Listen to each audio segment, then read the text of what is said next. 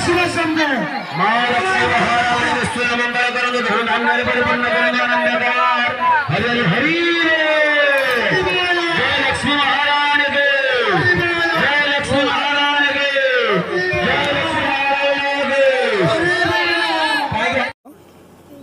श्री कपिलेश्वराय नमः।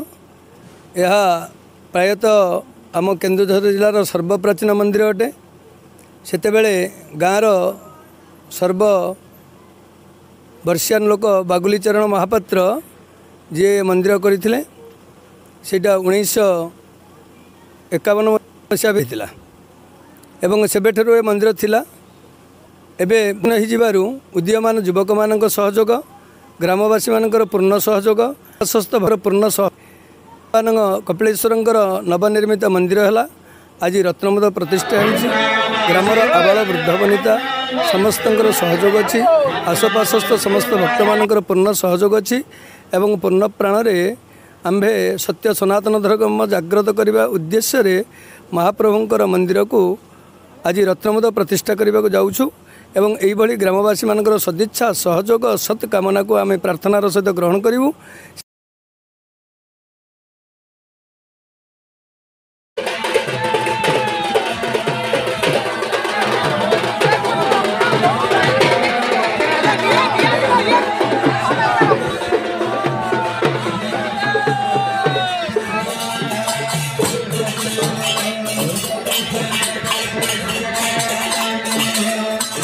पुरातन मंदिर प्राय 75 वर्षर मंदिर जो थिला से जराजीर्ण अवस्था थिला। महाप्रभु को बन्या पानी महाप्रभु ऊपर माड़ी आसुला।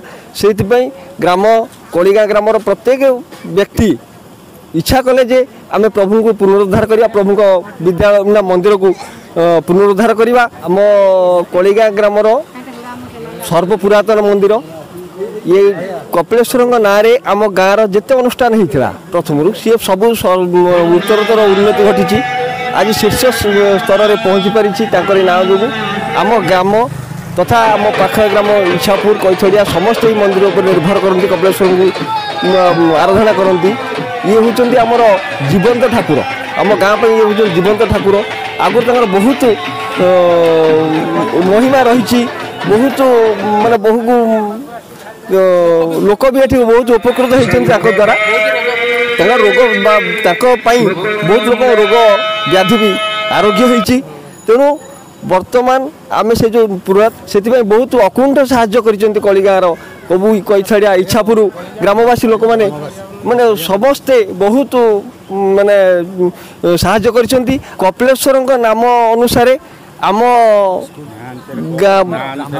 ना अनुसार कलिगा क कपिलेश्वर करे कलिगा तापर आम स्कूल कपिलेश्वर उपरा विद्यालय कपिलेश्वर उच्च उपरा विद्यालय कपिलेश्वर मध्य इंग्राजी विद्यालय कपिलेश्वर इंग्राजी विद्यालय सब कपिलेश्वर ना आमर गठित परिपूर्ण आ से विद्यालय वर्तमान आम केउंझर जिले में प्रायतः 1 नंबर रे अच्छी। एबे आम से विद्यालय माने पीएम श्री विद्यालय परिणत होती आम से विद्यालय आम गाँ भी बहुत गर्वित आम ठाकुर कपिलेश्वर आम बहुत आम